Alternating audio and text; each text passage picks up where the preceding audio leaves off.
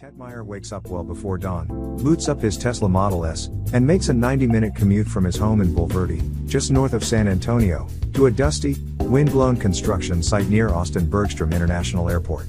Usually arriving by 7:30 a.m., the 57-year-old retired Air Force pilot with degrees in aeronautical and astronautical engineering spends about 2 hours flying his fleet of 3 DJI Mavic quadcopter drones over the property where Tesla, Elon Musk's electric car company, is building a factory. Tetmeyer doesn't work for Tesla. He is an enthusiast, part aerial photography hobbyist, part active member of a burgeoning Elon Musk fan community. By his own estimation, Tetmeyer has spent about 50 hours per week over the past 18 months shooting drone footage and producing videos that document in meticulous detail the progress of Tesla's 2,000-acre Giga Texas plant in the tiny town of Del Valle, east of Austin.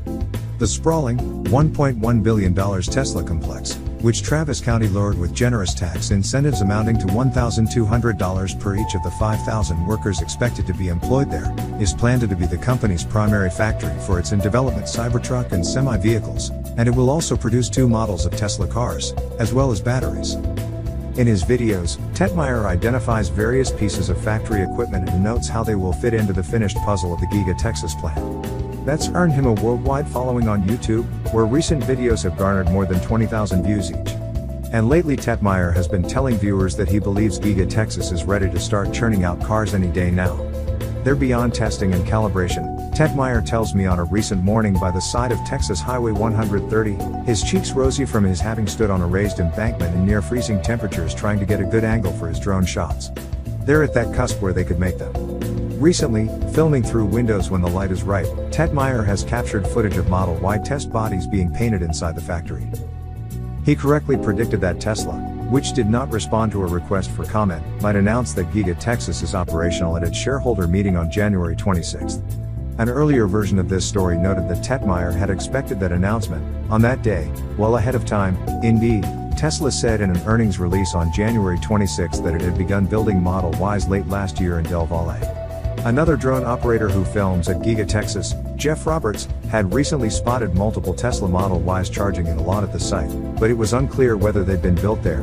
Tetmeyer cautions that production is likely to start slowly because Tesla uses something called Agile Project Management that allows the company to start building Model Y SUVs even before the entire production line is ready.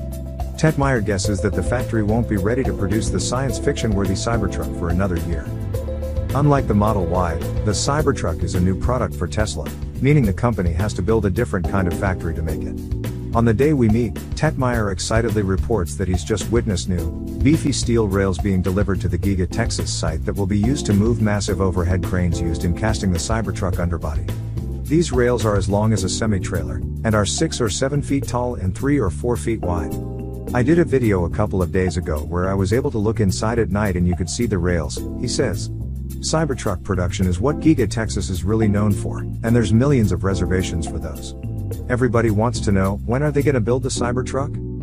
To be clear, Tetmeyer claims no insider knowledge of Tesla's plans, even though he says many viewers of his videos, which often include detailed voiceover explanations of what his drones discover, are Tesla investors.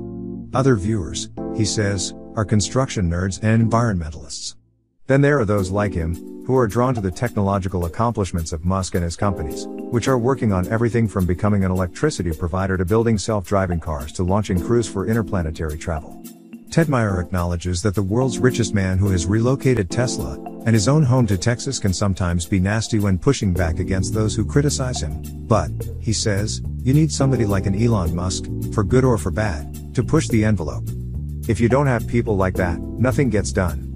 Tetmeyer, who retired from the Air Force in 2013 and works part-time restoring old Porsche cars, began filming Giga Texas after discovering that Tesla aficionados had developed followings drone photographing Tesla factories in cities around the world, including in Berlin and Shanghai, where the company's only other gigafactories primarily devoted to electric vehicle production are located.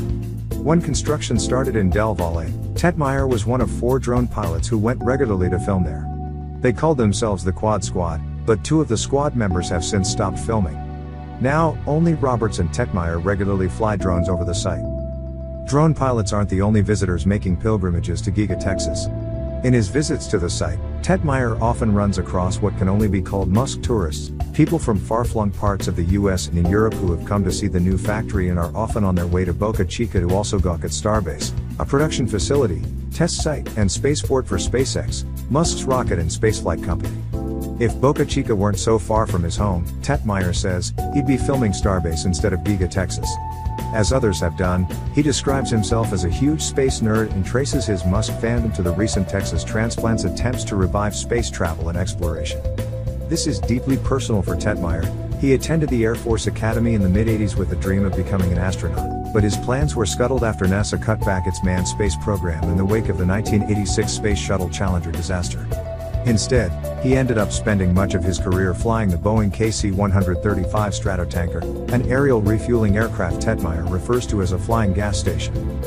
Within my lifetime, we basically stopped our space program, he tells me. I mean, we did some stuff, but we had so much promise and we stopped it. With Musk, we have a hope of returning back to that path we were on. Standing on the side of Texas Highway 130, not far from the newly renamed Tesla Road, Tetmeier talks about Giga Texas a bit like a garden he's getting ready to plant himself. He points out where the battery factory will be and, across the highway, where he suspects a test driving track will be built for the Cybertruck electric truck. He speculates there might also be a SpaceX factory here, for home satellite dishes that receive the company's Starlink internet service from outer space, plus design studios and perhaps even some kind of university. I'm curious about everything, he says. I want to know, okay, what are they doing? Why are they doing that? What is that stuff right there? What is it going to become? You know, to me, it's pretty cool. Between Patreon support and YouTube ads, Tetmeier is able to cover the costs of his travel, equipment, and drone flying license and then some, he says. But he insists his main objective at Giga Texas isn't to make money but instead to share what's happening in Del Valle with a global audience of fellow Tesla fans and technology junkies, some of whom study and discuss Tetmeier's YouTube videos in intricate detail. Commenters have counted the number of Tesla bodies in white, or partly constructed vehicles, that can be seen in one video, and in others have pointed out when workers wave at the drones overhead. Some of those workers were initially wary of his drones, Tetmeier says. But he believes that's changed as he's gotten to know many of them over the past 18 months. I told them to think of it this way, Tetmeier says. How many times in your life are you ever going to work on something that the world is watching?